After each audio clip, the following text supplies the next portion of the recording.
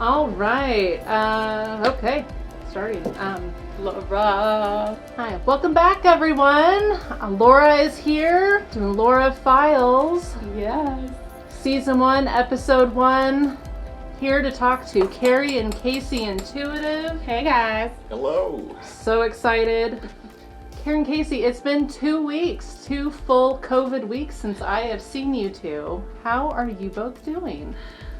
Did I hear that somebody got their first COVID shot? I did. Yes. Yes. Got my first COVID vaccination shot. Half of this Woo! house will be safe. Can't wait to get the second one and be invincible. No, just kidding. More to come on Episode 2. Yes. Yes. Alright. And Carrie, how about yourself? Oh, it's been a couple of weeks. I think I feel like you were just here yesterday with our last interview sessions. We had a lot of fun, and you'll see that in other bits there when that comes up. But yeah, just finished chemo, and chemo is always so much fun. Maybe sign up twice for that one. But just starting to feel better this week, so that's really good. It's nice to feel human and have you here and get all excited about that and just move forward. Oh, well, thank you. I'm so excited to be here. It's such an honor. I have so many fun questions for you two today. All right. I have named this episode Spirit Guides and Moi. What was that? I couldn't hear you. A little French in there, but Spirit Guides and me. All right. I have been trolling the internet for answers. I've been connecting with friends, and I just feel that the world wants to know some of the following questions, even if it's just a select few. I got some good questions for you both. Can't wait. All right. Okay, what you got?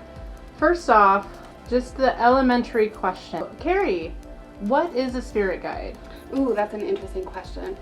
I love these questions. So, a spirit guide is an entity, either human or actually more ethereal, I should say, or it could actually be a past energy form or an animal. It's a guide that is meant to help you in your human experience to develop and grow as a human being, not only with your personal development, but with your soul development as well. And it's also designed to, during these experiences, help you to achieve not only your goals, but those personal epiphanies that only happen by discovery and willingness to learn and step in within your own purpose. But also, when that happens for you, they're there to help guide that you'll actually have those experiences as well, whether you at that time believe that you should or shouldn't. Because we're human, we're not always going to want to do difficult stuff, but our spirit guides are there to help us to achieve everything that we're meant to achieve while we're here to live that human experience. Yes, that's what Beautiful. spiritual guides are. Thank you. Yes. Adding on to that, Casey, are these guides ones that are with you your entire lifetime, or with you situational? Very good question. Yeah, you have some that are assigned to you from the moment of birth and before, and then that will always be through your life. And then as you make your way through life and you have go through different situations, or you have different ascensions, then you will be tasked with other spirit or other guides that will come in and help regarding that specific situation. So when I went through my haunting, I had different guides that were helping me and us together during that time, but they're no longer around or up front as they were in the past. Now I have stronger, higher frequency guides to take over and help go through those life experiences. So yes, you have some that are with you from before birth, and then you have others that you will pick up along as you go through life. Yeah, some of them specialize a little bit more because of their human experience. They're going to be able to relate, for example, to certain areas of Casey's life and have more expertise in certain areas than others will. So that's why you'll keep consistent guides throughout your entire life. But as your needs shift and your life changes, guides can switch out as well for whoever has the best. Their experiences to help develop you into the experiences of where you are supposed to go. Yeah. Because it is all about the person who is alive. They've already lived. We're not here for them. They're here for us. Carrie, in your spiritual immune system video that you had posted, Oh, you talked about a first tier and a second tier of your guides. perfect. Okay. Are you wanting to know what those tiers are? I do. You talked about a first tier and a second tier, and I was wanting to know how they play and interchange into your situations. Oh, that's perfect. So I want to clarify too, because we haven't talked on this video yet. We do have a video about a spiritual immune system, but just so you guys know, when we are talking about spiritual immune system, what that reference is to, it's like your physical immune system. You know how you can get sick, and if you feel well, and you're working through your life to feel better, your physical immune system to keep you from getting sick. Well, the same thing goes in spiritual too. So we'd call that your spiritual immune system, and that includes things like your chakra, your well-being, your core, your all sorts of stuff that goes on with that. So spiritual immune system with that.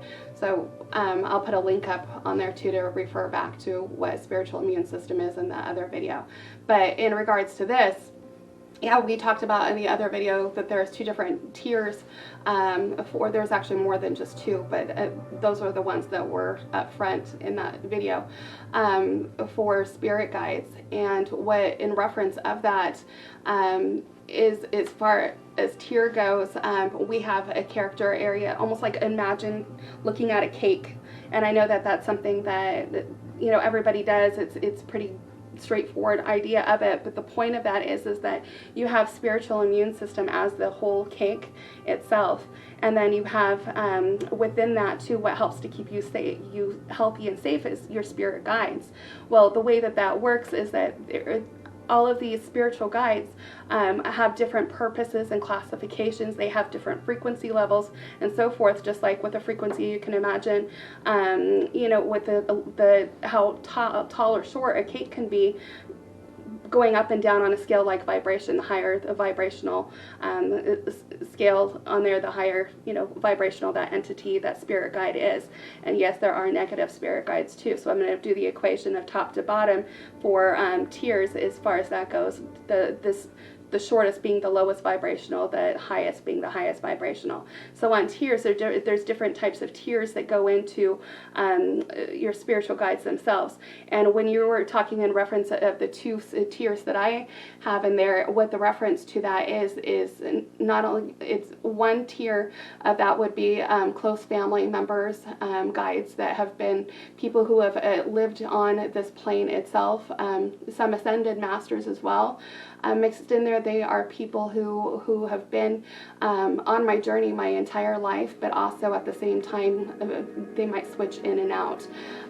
As far as vibration goes, family members can, in essence, hold the same vibration level as an ascended master, depending on what their life experience is.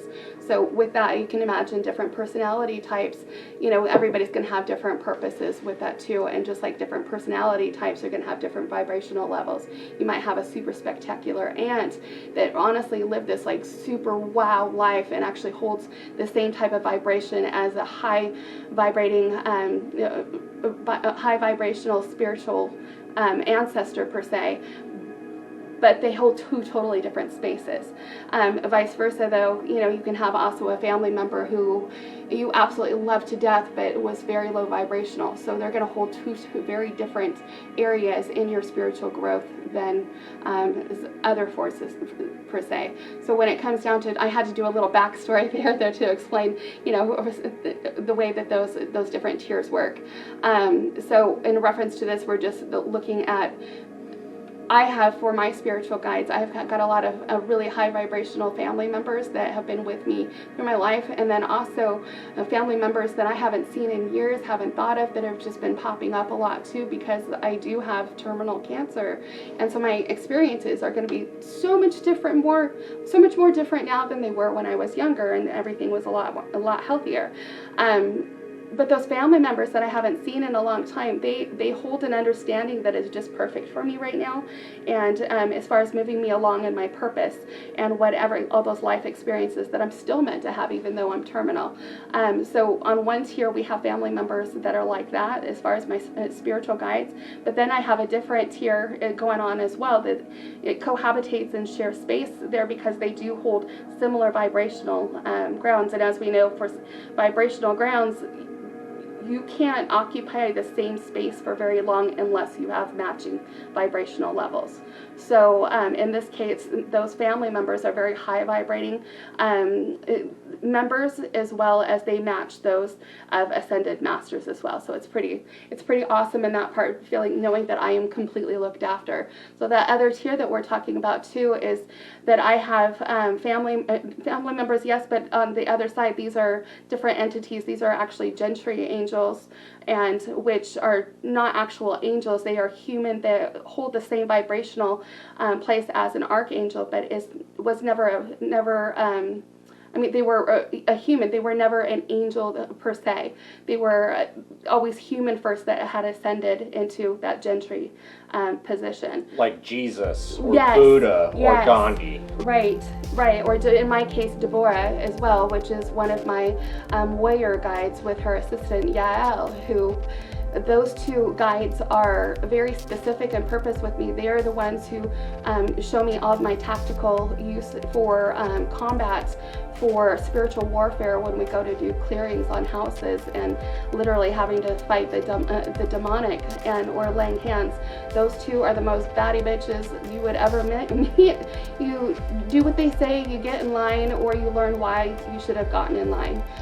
They will kick your booty up and down, but they are so high vibrational, and they're there to teach, and that is for very specific reasons for me. So it's pretty cool that you can have like two very separate tiers of spiritual guides, but they both sides are there to help you grow in your own experiences and live the best that you can, and make sure that life gives you enough opportunities to learn those things that you were meant to do. Because if life is totally perfect, you're going to miss out on everything, versus if you had a whole lot of rocks in the road and there too, you have a reason to stumble over and stumble into different opportunities that give you choices, so that way you can decide to live purpose as you specifically were meant to do.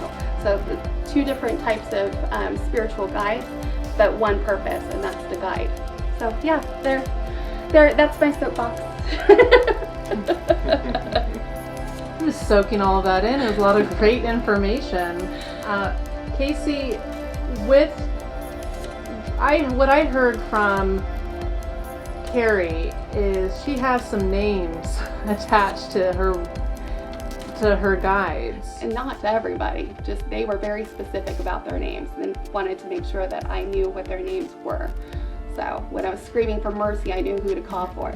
And Casey, who are some of your spirit guides that stand out, or what are their names and their function in your role? Okay. In your life?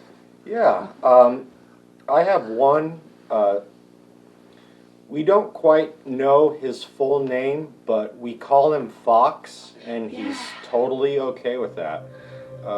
Fox is a Native American medicine man warrior type, and Fox He's a badass. he is a badass. Total badass. Yeah, not one that I'd want to mess with. No. The other ones haven't been as clear on their names for me. I know they're there, and Carrie will do a kind of a reading for me to let me know when a new one has been brought in and for what kind of reason. So I also have higher ascended guides that help me when I'm going to a scene or a case and fighting the demonic, or when I need to center myself, or when I'm practicing Reiki, different guides for that. Yeah. I don't always know their name, but I know they're there. That's fair. And I don't know all of my guides' names either, because sometimes those guides, they, just like humans, have different personality types. Some of them want to be up front, and some of them want their names to be known. Some of them want that, just like my outgoing personality, well, I'm gonna, versus, sometimes people just want to stay in the background too. Like Fox is very quiet about what he does, but he doesn't care what his name goes by, but he was very clear that it's Fox. Yeah, he's kind of He's a short guy. He's a short guy, and he's got a full Native American headdress and clothes on, and he has dark face paint on, and usually what I will see is the outline of him, and then his eyes. His eyes are yellow. Yeah. So it looks kind of freaky, like in the beginning when I first started seeing him, but now it's just like, oh hey, there's Fox. Hey Fox. At first, we weren't sure if he was bad or Yeah. something scary, and then then he made himself known that he was a guide, and how clear and what he does and why he's on. He's a major player for your for your team there. Was Fox ever human? I think so. Yeah, he would be in the classification as a gentry, because he is such a high vibrational. So I got to back up a little bit on this too, because Casey and I are in union. I'm a professional psychic medium, have been all my life, blah blah blah. Casey is as well. But what's funny about our relationship is that we do readings for each other quite often, and that's like kind of makes things very unique for our situation. So with him, sometimes like he'll be talking about something, and it's one thing to listen, but I will go into the actual experience itself as though it was my own experience, of where I can see, and it's astral travel is what's happening. I'm jumping into a space and time, almost like a time travel, but it's not technically, but you're kind of technically is anyway. So I'm jumping into a space and time for him that's activated on his own consciousness and registering as my own consciousness, even though it's not. So that we do that with each other all of the time too. So when we're referring to Fox, for example, that was a discovery of doing a reading for him. He had exposed himself, and we got to know him too. But because I'm on the outside of it, this is not my guide, this is his guide. But he still has a presence in my life, even though he is not one of my guides. I get to watch him and so forth. And as Casey has his own experiences, I get to watch it just like in real time too. And that kind of, and the same thing though with Casey, gets to watch my guides as well, like Yael and Deborah, and getting my butt kicked, where those experiences, and that's the way that they teach too. Those are my experiences. They're not Casey's. However, Casey is able to get into a way of registering it as though it was his personal experience, even though it's not. So that happens when you're in union, and you have to really be in union with a person for those guides to cross with each other. So for us, it doesn't matter if we're legally married or not. We're married. We're by union and eternity for what that is. So it puts our lives together. What were you gonna say? No. Oh, okay. Yeah. So when you go into battle, do your spirit guides go into battle together as well? Oh yeah. Yeah, it's like a big throwdown with a bunch of our guides all here or on scene, and whole armies. Right, yeah. His army, mine, and all together. Yeah, each of them bringing their own experiences and their own specialties. Right. So. Right. Do they all go out for a beer afterwards? They do though, but not actual beer. They'll congregate in here, and they'll chatter amongst each other. They'll move around. It's like a little soiree in here. And real. Sometimes it's literally standing room only in here. For real.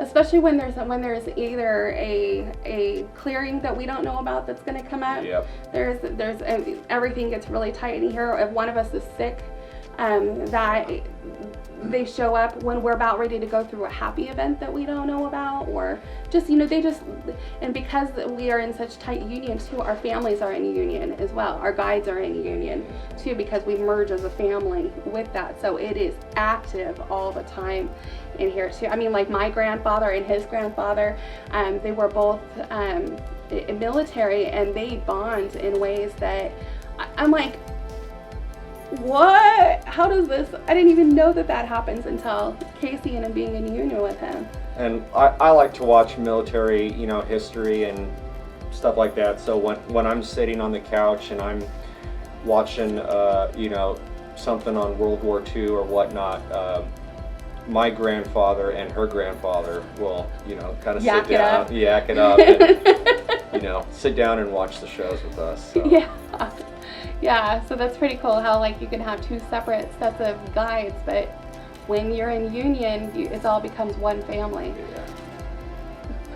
Yeah, so Carrie, when you're doing readings for someone, are you channeling their spirit guides? That's a really good question, because that question on its own, when you're in a reading, what do you channel? There's so many different avenues to go about that. And my answer, honestly, is it depends on the person. It depends on the person's purpose that they are needing to know about. It depends. I meditate and I'm talking with the guides beforehand. They're a team and asking what it is that person needs to know about. And that's where they'll highlight, okay, this is what, the person that I'm reading for, this is what they really need to know in their life right now. And what will happen is the spirit guides, or the person who I'm on the other side, will come through and give me information that they want me to know. It doesn't mean that I'm going to know everything. I'm only going to know the information that they present to me. And it's like playing charades too. I have to filter what exactly they're trying to say. Because, if you look up online, there's tons of videos about it, about all the different clairs. For me, the clairs topic is, I am well addressed in every one of the clairs and equally, and I'm not going to sit here and explain the whole how clairs work. There's so many videos on YouTube to go ahead and do that, but when it comes down to it, and I'm doing a reading, all of my clairs are on fire, all of them. So it depends on what the guides really want me to know about that person and what they're meant to know at that time. I could actually have experience of literally feeling how the person on the other side died. For example, I had a client who, her father, she wanted to speak with her father. Her father had come through in a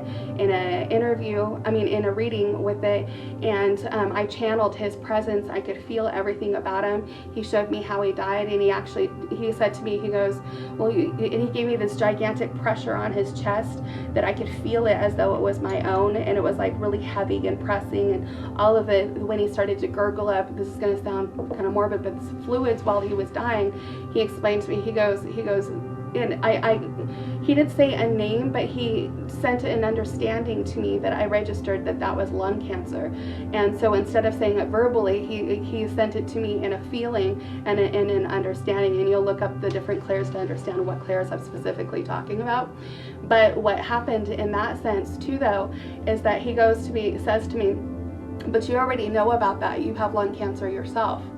Excuse me, this was the first time I had ever heard of that. So that was actually how I ended up finding out that I had lung cancer in the first place. But the point of that is that the other side, they send those messages in so many different ways, and not one is right or wrong. It's just authentic to the storytelling for the person who I'm doing a reading for, to understand the experience as a whole. It's all a story. Well, those guides only want this person to know a certain part of that story.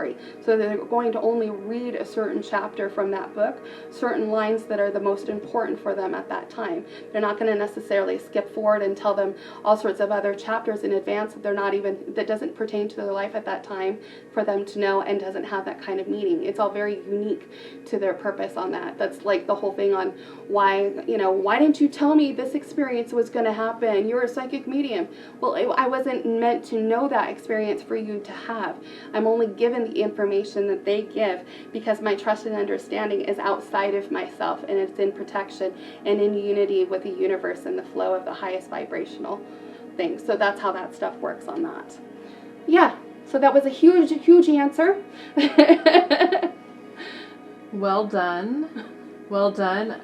Got me curious for Casey. What type of clairs do you experience with your spirit guides? How do you know which one's talking to you? Do they all speak to you with different types of communication?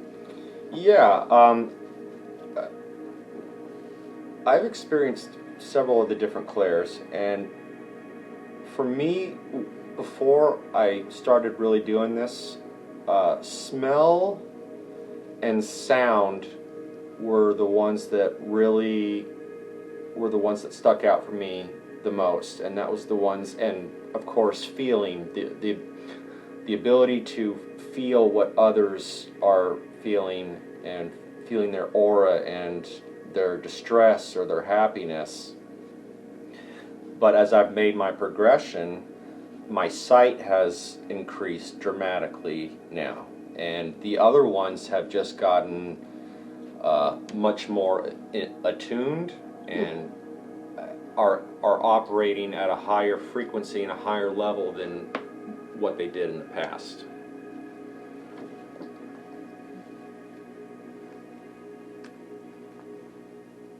So Carrie, let's go back to how introductions were made with your spirit guides. Oh, you mean like original, when my first experience ever? Your first experience, because you have had this in all of your life. Yeah, I don't know what it's like to not.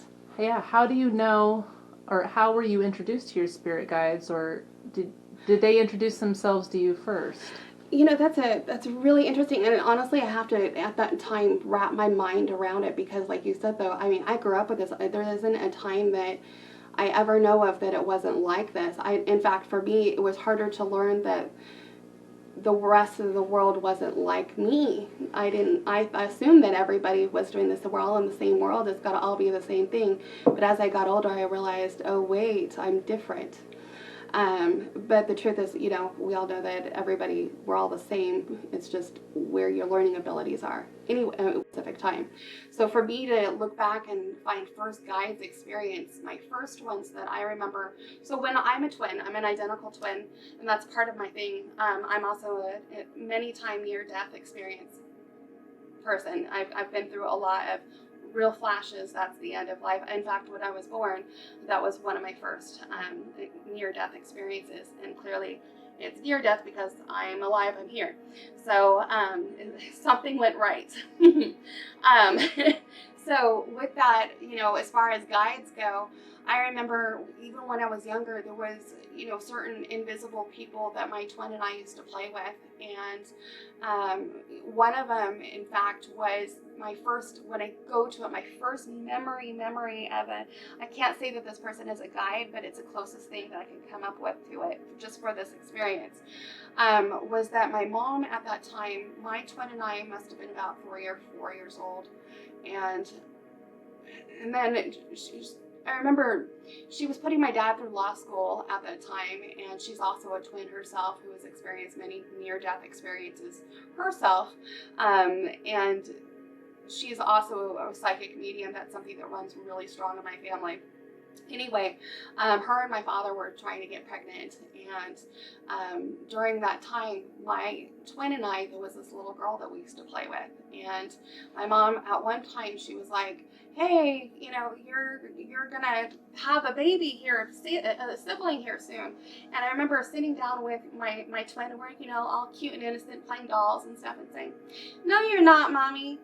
And she's like, no, I'm pregnant. And no, you're not pregnant, Mommy. You're gonna lose that baby. We're already playing with her.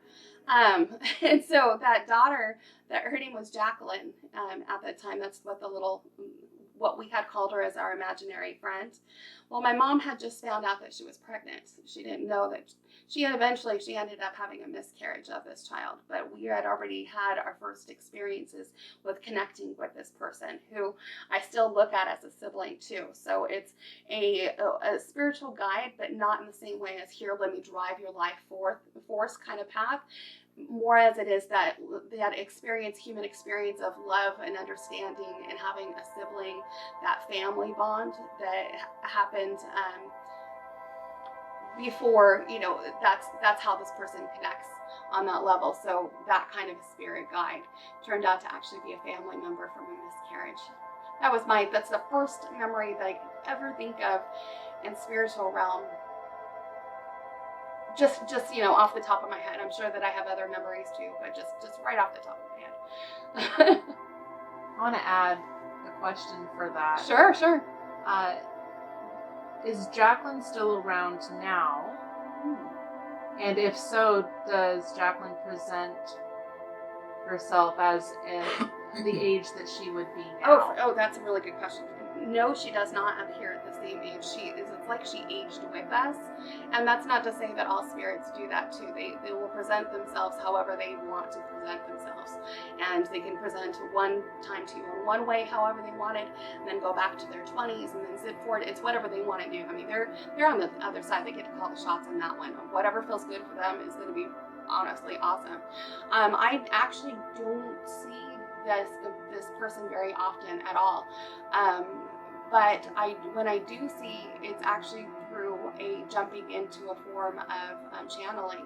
Like just the part of having this conversation right now, I can see her over here in the corner as we're talking in, and that's just by pulling her in there. And actually she is taller than I am, and she is, I'm 5'5", so I'm a shorty. Everybody else in my family is really tall, but she presents to herself as being a little bit taller than I am with really thick, medium brown hair, and I'm like looking at her, she's so beautiful. She says, "I can't wait to see you," which is awkward for me to hear that when I do, because I know that I'm dying, but when spirit guides say that, things like, "I can't wait to see you soon," you're kind of like, oh God, thank you. But so in a form of channeling, yes, I can see her, and I haven't seen her in a long time, and this is really special for me. But I haven't seen her in a long time, so and the purpose of her is totally different than I've had before, and that's being brought up because I'm getting filled with a wave of emotions of connecting with her and what past, present, future my life looks like, and being able to have those types of readings. So if we didn't have that question, I would have not channeled into her and had this experience. So thank you, Laura. Thank you. Wow. But also on the flip side of that is that you had a lot of interactions with the darker and more nasty stuff because of the way things were. The way that I was raised, and the way your mom went about just it. Her flippant, no protections down, no nothing, no guidance for us, no. So we actually grew up with poltergeists in the house and all of the really disgusting, awful stuff that took advantage of us and having those abilities, us being sick and us being, our spiritual immune systems were totally down. So, I mean, we were just like, low-hanging fruit for the demonic at that point. But when you're a kid, you don't know about that stuff. It's better to leave those monsters under the bed and just run away. That's good. That's good. But so yeah, but not having that type of guidance before, we didn't have that type of spiritual structure either. So now obviously it looks different. So I had both the positive and negative, but they were very specific. And the positive side of it, and those spirit guides really do their best to save us from the dark there as well. And I have a lot of memories of that too, of how they pretty much saved my life over and over and over again. So it's both. What's that? You're doing this over there? What's that? I'm getting some spirit recognition of validation there with a little tingling on the right side of my head. So that's my tell that yes, the truth is being told. I'll do questions with you on that one another time. I just got to know too that what does that mean for you though? You just got to say that when you're feeling something. Yeah. What does that mean? How do you know what's truth? What's that like for you? I know what your specific experience is like. The truth, I feel it from my head to my toe. It's it's almost a way of discerning whether something is false or something is true. So for me, I can get some shivers. Mhm. Like I get a little shiver of validation. It's usually kind of what people feel like, ooh, I just got so excited. I got the shivers. And that's kind of what that feels like. Yeah, like, I was like channeling while like, and it can look really funny when you're in, Trader Joe's. Right. But normally, or just like the little...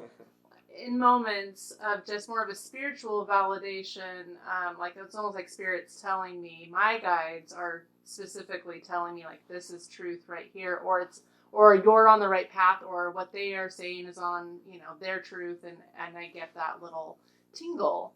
That is so in that designated one area. Yes, and it's consistent. So. Boy, I remember we talked about that before. That didn't you make negotiations with your guides? I did. So anything I had said, anything on the left side was more of a negative, or it's a way to discern what is light and what is not. It's so rad that you're knowing that. That is so rad. Yes. So rad. So yeah, ringing of the ears sometimes, getting little informational downloads from spirit guides too. But usually it's on one side. Yeah, so that's how another way that you're specifically keeping your own spiritual immune system in check is by having all those things in play. And I'm learning to recognize it and thank the spirit Yes. for giving it. And I may not know what it means at the time, but I'm going to be thankful for it and trust and know that will be imprinted somewhere. Sure. So Casey, I'm so excited to talk about your journey because I know it is vastly different than Carrie's. Can you tell me a little bit more about your journey and when you first met your spirit guides? Ooh. I've always known that I was a little different from early on, and would have experiences or would have feelings or being in certain places that were haunted or that had energy to them. I could always kind of feel that. I never knew what it was or how to describe it or anything like that. And I think, unfortunately for me, is I met the nasty demonic before I really met my guides. So I got to meet the evil side of the spectrum before I even got to meet my personal guides or have experiences with them. So that in itself was traumatizing, and it's kind of a it's a difficult way to start your journey or to get into this type of life or environment, but it's all part of the process, and it's part of the journey. And for me, I truly believe that I needed to have those experiences first before I could appreciate and understand the positive side, or the higher vibrational side, if you will. So is that that answers. Okay. Yeah. I love that answer. So enamored with you. No, I'm like, get a room, you guys. Yeah. So, he's trying to talk about guns and this and okay. But as my senses and as my vision and my clairs have heightened and progressed even more, then I've really gotten to meet more of my guides and have more experiences from my guides for my personal growth and for my safety as well. Do you have a guide that you connect with more often other than Fox?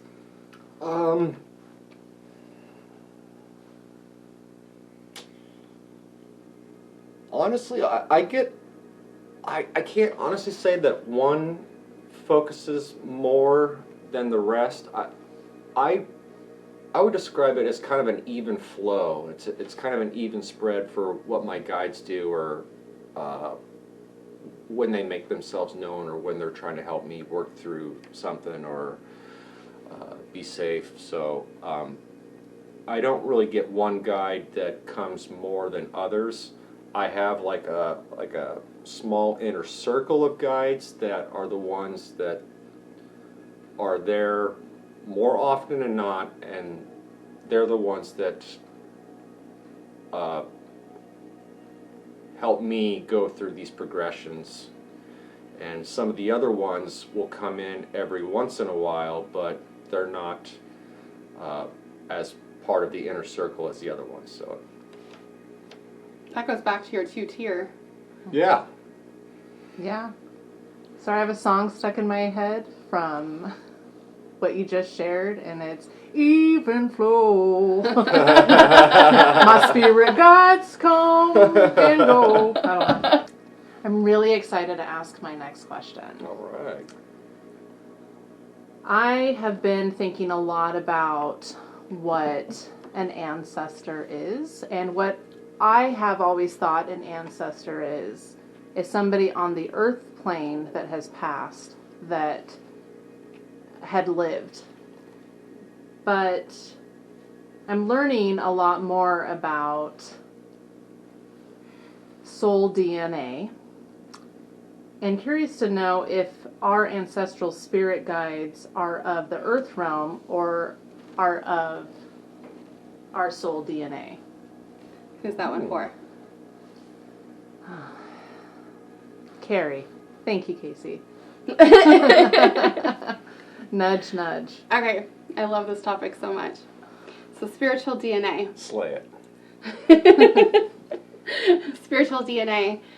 That is so fascinating. So like when we think about ancestry and we think about life, we think about usually our life that we're living currently, and a lot of times we'll go back to the whole past of past life regression, which, you know, just a quick thing for me to say, as cool it is for past life stuff, I think it's really important to focus on the one that you have. That's why you're here. So the thing though that's super cool is that our past through the years, even in past lives, we still actually hold similar DNA, but there's always a pattern within that DNA throughout all of your lifetimes that stays the same. It just gets transplanted into your current earth body, and into that current life at that time. So when, for example, when I think about ancestors, right? And I go back into my lineage of my Celtic background, my Nordic background, my Germanic background, and so forth. That's my DNA right now. But in past lives, I hold a lot of those same characteristics, but I was a different person. Those characteristics, you're going to go from one life to another, but hold that same DNA similarity strand within it. So you're in essence staying the same person from life to life, just with a totally different experiences, a different body and so forth. Exactly the same, but totally different.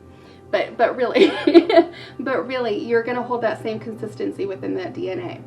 So the same thing goes though with our spiritual ancestors and those that were ascended masters who were actually at one point a human on this earth. I could have a spiritual ancestor who was on this earth, say, in 1100. And right now, we're at the time we are right now of being 2021. So that's a huge time difference. But guess what? That ancestor has actually been in my life the entire time, throughout every single life that I've lived, and for very specific purpose. That's why, like, when we go from that's why spiritual guides will switch out, because that way you have that consistency through every single lifetime, but that person's purpose as an individual still stays the same too, and it's unique and authentic just for you and your experience alone, to make sure that you have the experiences you need to experience for your future. So that's the whole thing, going back to the spirit guides and why we have spirit guides in the first place. That is truth. That whole system is based on truth. It's unchangeable. You can't move it around. You can't decide what it's facts. It's truth. And when I say truth, it goes down to spiritual truth. I say that because in human truth is very inconsistent.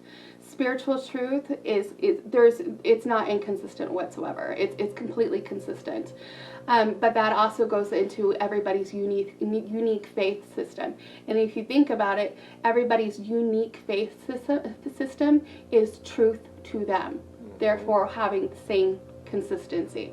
So the spiritual ancestors, whether it be human DNA or it be other that wasn't human DNA, because there's different entities that are in different species per se, that are out there, and a lot of them were never human, but in a lot of them it's not that one is better than the other, it just has different purpose based on vibration level and what their experiences were that made them the way that they are too. So that right there is the DNA that really binds us together, both spiritual DNA that is consistent. And that explains how the different tiers work too, and part of their consistencies. But as life changes, it actually stays the same. Did I hit it? You hit it, and Okay. it brings me to another question. Yeah. And I'm going to give Casey a shot at this one. And Casey, you can defer to Carrie if need be, but I'm really anxious to hear your thoughts. So going off that, you know, we're paired together with our spirit guides for a reason. Do they teach us something, and we teach them something simultaneously? Like, do we need to teach them something for them to ascend? No.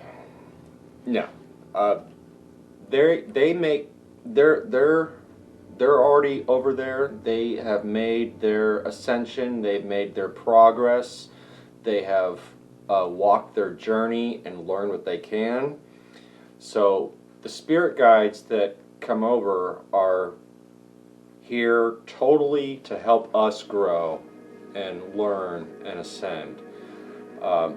We're not helping them. We're not teaching them. That's just not the way it works. So they're here to help us and make us better and ascend through our path, through our lives. Perfect. Yep. I love it. That's so important though too, because where we get a lot of times really caught up as human is thinking that it's our job to teach them something, that it's our job to, I need to help you grow. The problem with that is that ideology is, if that was fact, that would put us in a servitude to the other side, and it will actually make our current lives null and void. But our universe is based on free will and union, so that goes in opposition of our whole purpose of being here. So that truth has to stay, it has to stay factual, that they are here to mentor, help us on our paths, not the other way around. Yes. Yeah. I have one last question for you both. All right. We'll start with Casey. How do you discern between your higher self and a spirit guide?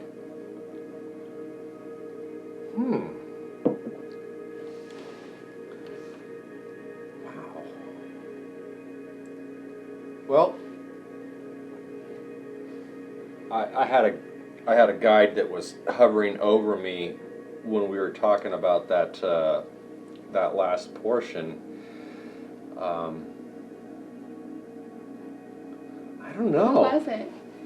I don't know. I don't. You didn't get in there. I didn't get in there, but I could see them that they were right here, and they were all up in my grill and just laying hands and. I could feel him over. Yeah. Absolutely. Yeah. I was like wondering. I was like, what's she shining over here? Casey, when you're receiving information, how do you know when it's coming from your higher self or when it's coming from your spirit guide? Well, I've always kind of trusted my gut, or you have that intuition, or that spider sense, or whatever we want to describe it as. I've always just kind of listen to that, but as I've gotten further along in my progression, my ascension, I've come to realize that it's not so much you that is controlling that or doing that. It's your guides that are feeding into that and channeling through and giving you that sense. It's up to us whether, to A, listen, but B, control the volume. So perhaps earlier in life the volume was really, really low, and it's not as clear, and you're kind of, you're second guessing it, but as you grow and you make progression, then you come to realize that you don't doubt it, and it's not you that's having that sensation. It's your guides are warning you, your guides are trying to tell you something, and it's about turning up the volume on that so you can hear the message louder, but also trusting that that's what the message is trying to tell you, that you don't doubt it and you listen to it. I've seen a lot of head nods from you, Carrie. I can't even say it better. That was so beautifully put. That's the volume part. That really resonates with me. It's about turning the volume up or down, and for me I was the opposite. I had to learn how to turn it down because it was always so loud, and for me that meant I needed more discernment of closing it down rather than turning it all back on. So that was different. My volume needs to sometimes go, ooh, just because it's too much information, and I need to still keep myself protected too, versus like if you're just starting out, you're going to want to raise that volume up, and everybody has their own design, their own purpose, and none of it is wrong. It's different, and it's beautiful how it all flows into each other. And your purpose is you're at a different place in your walk than I am, or Casey's at a different part than I am as well, and vice versa. But that's how it's supposed to be, because like when you sync up your different lives and put them all together, then you're having those experiences that you would never have if it wasn't for that other person. Mm-hmm. Which kind of brings me into the whole part too. If you are not working on your purpose and actually working on sharing your experiences with others, you're kind of being selfish, because you're actually robbing somebody else of their experiences without even knowing about it. So it's really, really important too. That's where social, that communion, that connection, that community is so important, and that's how we end up ultimately raising those conscious vibrations too, is experience and sharing that, and just that's learning how to help each other with our own volume levels too. Because like if I need help, I'm going to be like, hey Laura, I'm having a struggle with this stuff. Help me to either turn my volume up or turn it down. What's your insight on it, and vice versa. And it's just that right there. You got something serious right there, and that the way that you answered that on volume, oh my gosh, I'm just like, I could sit in that for a couple days. That's a whole new meditation topic for me to go down all of those rabbit holes that would not have happened if we didn't have this discussion. So I am excited about those rabbit holes, and thanks guides for being there too, and being like, hey, you're gonna help me go down those rabbit holes, because this sitting here is with purpose. This is not an accident for us to be here and have this conversation and do that. So anyway, that's my soapbox, but damn cool, you guys. Well, if that's all my questions for tonight. Just a couple questions. Just a couple questions. More to come. Love this. This is so insightful, and so I'm learning a whole lot, not just about myself, but purpose of myself too, and this my own way too, through you guys. So, and having these talks and these experiences, what a cool thing. What a cool thing. So we'd like to thank the audience for listening and tuning in, and we'd like to thank Laura for her questions and moderating this. And what an awesome night. Yes. Yeah, and if you like what you see, go ahead and click the subscribe button down below. Hit the bell there too, so you can get those. They send those customizations of when it alerts you on when we put new stuff up. So more to come on the Laura Files. The Laura Files. Thanks for doing this, Laura. Oh, thank you both. Thank you. We'll see you guys later. And Take love and care. light.